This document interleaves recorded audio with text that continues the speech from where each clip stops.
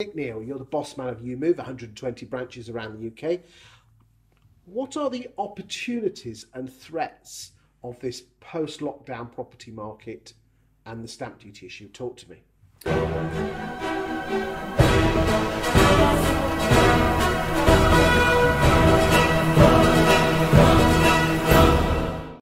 Okay, so two separate things, I think, post-lockdown and stamp duty. I think in the post-lockdown world, people are clearly looking for different kinds of properties. So they may be living in a flat, and now they want a house with a garden by the sea. So I'm hearing some stories where they are literally beating off with sticks. Mm-hmm. Are we building a bubble? Maybe Boris's redistribution of the economy away from London to the regions. Who knows? But I don't think you can build a bubble. So Scarborough, for example, I used to live in Scarborough years ago, is a town where the searching for Scarborough had gone up, and now that's been a town that no one's really moved into for quite some years. So if a little bit of interest and money goes into that town, well, great. Maybe the same for Blackpool now. So I don't think you're ever really going to build a bubble around that.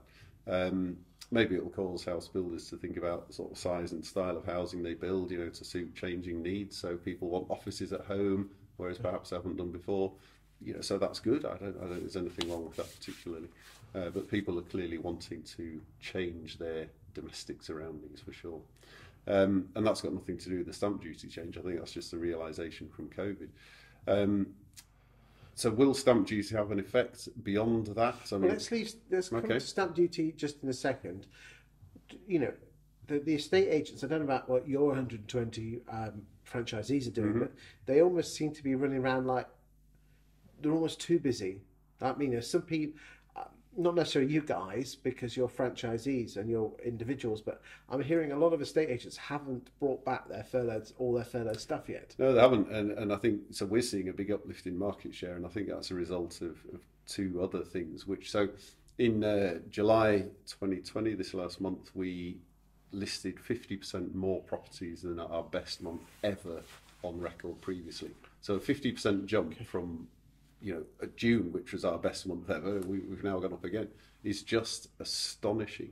And I think there's two reasons for that. One is the market has grown a bit post-COVID, which is fine.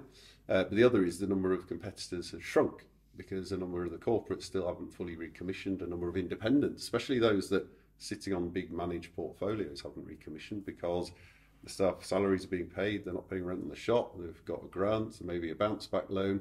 The revenue is still coming in from rental payments because those aren't dropping so much yet.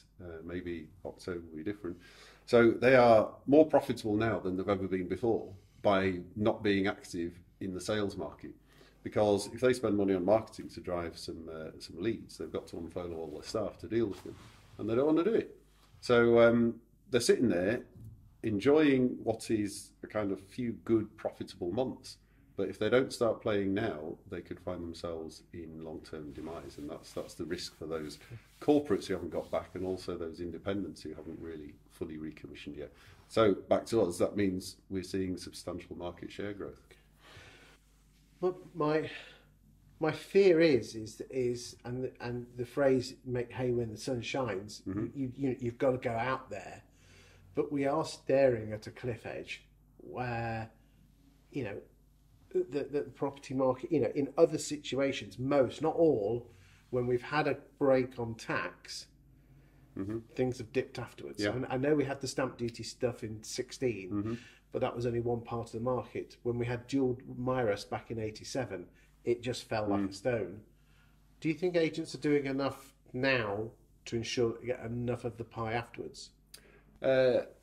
That will remain to be seen, but what I can absolutely say with a huge amount of confidence is if you are super, super busy right now and you're working from 6 a.m. till midnight, as some people are, if you're not finding an hour in your day to continue to nurture your opportunities who are not ready to go to market yet, you will experience a cliff edge.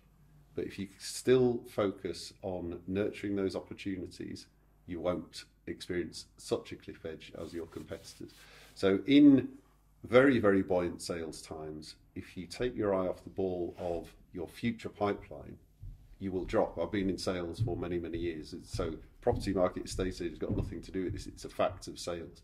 If it's buoyant, you've got to think about finding your next deal. And if you don't, you're going to suffer. interesting times ahead. Let's find out what happens next year. Absolutely, yeah. Thank you for your time. You're welcome.